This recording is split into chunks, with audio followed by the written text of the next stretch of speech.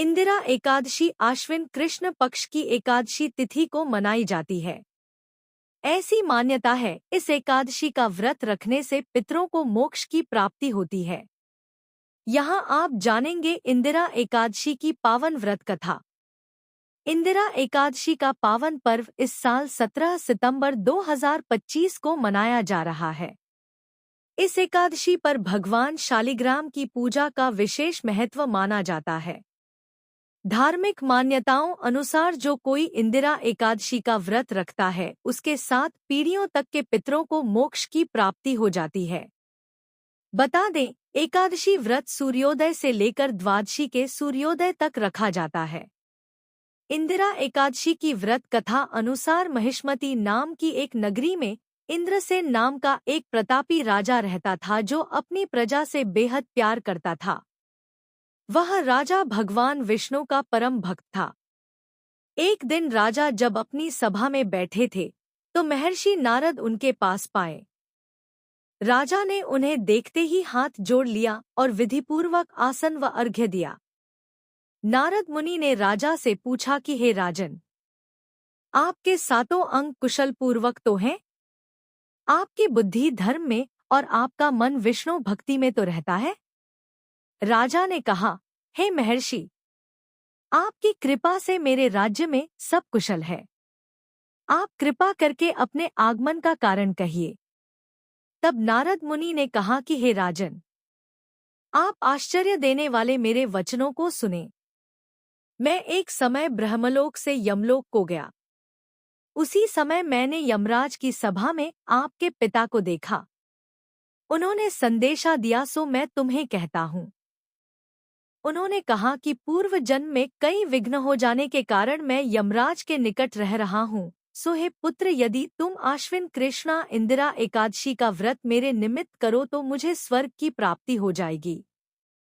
ये सुनकर राजा ने महर्षि से इस व्रत की विधि पूछी।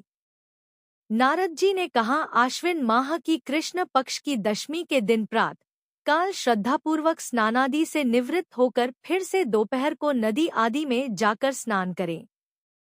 फिर श्रद्धापूर्वक अपने पितरों का श्राद्ध करें और एक बार भोजन करें। फिर प्रातः काल होने पर एकादशी के दिन दातून आदि करके स्नान करें। फिर व्रत के नियमों को भक्तिपूर्वक ग्रहण करते हुए प्रतिज्ञा करें कि मैं आज संपूर्ण भोगों को त्याग कर निराहार एकादशी का व्रत करूंगा। हे अच्युत, हे पुंडरीकाक्ष, मैं आपकी शरण हूँ, आप मेरी रक्षा करें। इस प्रकार नियम पूर्वक शालिग्राम भगवान की मूर्ति के आगे विधिपूर्वक श्राद्ध करके योग्य ब्राह्मणों को फलाहार का भोजन कराएं और दक्षिणा देकर उनका आशीर्वाद प्राप्त करें। पितरों के श्राद्ध से जो बच जाए उसको सूंघकर गौ को दे और धूप, दीप, गंध, पुष्प, नैवेद्य आदि सब सामग्री से फिर ऋषिकेश भगवान का पूजन करें। रात्रि भर जागरण करें और इसके पश्चात द्वादशी के दिन प्रातः काल होने पर भगवान का पूजन करके ब्राह्मणों को भोजन कराएं। इसके बाद भाई बंधुओं, स्त्री और पुत्र सहित आप भी भोजन ग्रहण करें। आगे नारद जी कहने लगे कि हे राजन, इस विधि से यदि आप इंदिरा एकादशी का व्रत करोगे तो आपके पिता अवश्य ही स्वर्गलोक को जाएंगे। राजा ने नारद जी के कथनानुसार अपने बांधवों और दासों सहित व्रत किया, जिससे आकाश से पुष्पवर्षा हुई और उस राजा का पिता गरुड़ पर चढ़कर विष्णुलोक को गया। साथ ही राजा इंद्रसेन भी एकादशी के व्रत के प्रभाव से निष्कंटक राज्य करके अंत में अपने पुत्र को सिंहासन की जिम्मेदारी सौंपकर स्वर्गलोक को गए। हे युधिष्ठिर, यह इंदिरा एकादशी के व्रत का माहात्म्य मैंने तुमसे कहा। इसके पढ़ने और सुनने से मनुष्य सब पापों से छूट जाते हैं और सब प्रकार के भोगों को भोग कर बैकुंठ को प्राप्त होते हैं।